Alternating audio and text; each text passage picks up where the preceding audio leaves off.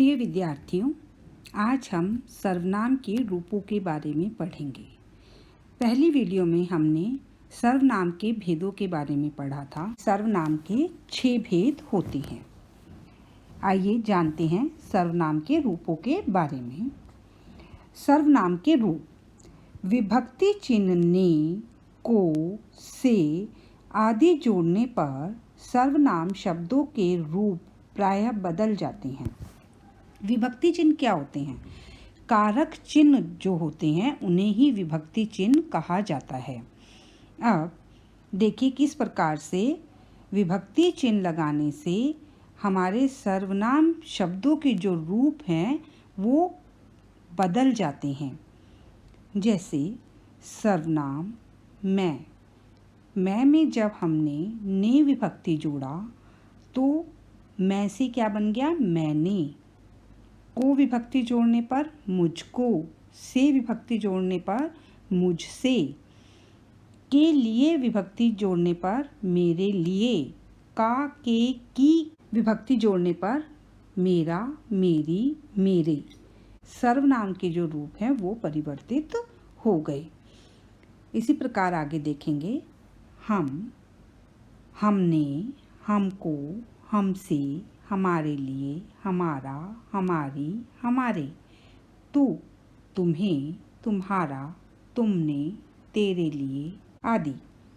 तुम, तुमने, तुझको, तुझसे, तेरे लिए, तेरा आदि। आप, आपने, आपको, आपसे, आपके लिए, आपका आदि। आगे पढ़ते हैं। यह, इसने, इसको, इससे, इसके लिए, इसका आदि।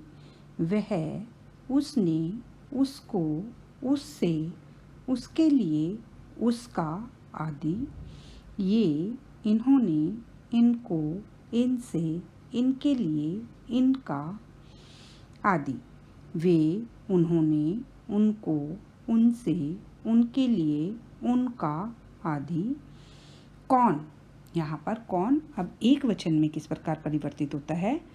किसने, किसको, किससे, किसके लिए, किनका आदि।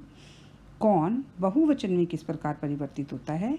किन्होंने, किनको, किनसे, किनके लिए, किनका आदि।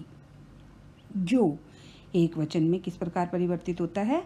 जिसने, जिसको, जिससे, जिसके लिए, जिसका आदि। जो बहुवचन में जिन्होंने, जिनको, जिनसे, जिनके लिए, जिनका आदि। तो इस प्रकार हमारे सर्वनाम के जो रूप हैं वो कारक विभक्तियों के अनुसार परिवर्तित हो जाते हैं। आइए आगे पढ़ते हैं। आप सर्वनाम के अतिरिक्त सभी सर्वनामों के को विभक्ति चिन्ह से युक्त रूप का एक छोटा रूप भी प्रचलित है। मतलब आप सर्वनाम को छोड़कर बाकी जितने भी सर्वनाम हैं उनमें को विभक्ति लगाकर एक अलग से रूप प्रदान किया गया है। पढ़ते हैं। जैसे मैं, मुझको या मुझे, हम, हमको या हमें, तू, तुझको या तुझे, यह, इसको या इसे, वह, उसको या उसे, ये, इनको या इन्हें, वे, उनको या उन्हें। कौन एक वचन में किसको या किसे, कौन बहुवचन में किनको या किन्हें, जो एक वचन में जिनको या जिन्हें, जो बहुवचन में जिनको या जिन्हें। ध्यान देने योग्य बातें। अब सर्वनाम के रूपों का प्रयोग करते समय हमें कुछ बातों को ध्यान में रखना आवश्यक है।